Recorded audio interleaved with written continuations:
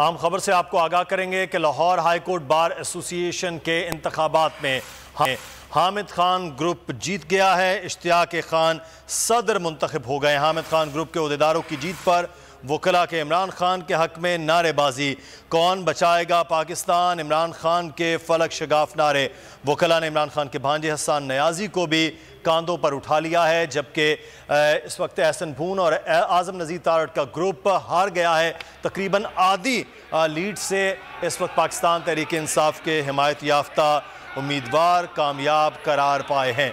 खबर आपको दे रहे हैं इस वक्त Lahore high court bar association के इंतखाबात से मुतालिक चौधरी इश्तियाक 7,293 वोट लेकर कामयाब हो गए हैं, जबकि जो इस वक्त आजम नज़ीर तारड़ और एहसन भून ग्रुप था, मोहम्मद रासिब खान गोंदल, उन्होंने 3,372 वोट हासिल किए और इस वक्त तहरीक इंसाफ के हिमायत याफ्ता Chaudhry Ishtiaq Khan Lahore high court bar association के सदर मुंतखब हो गए।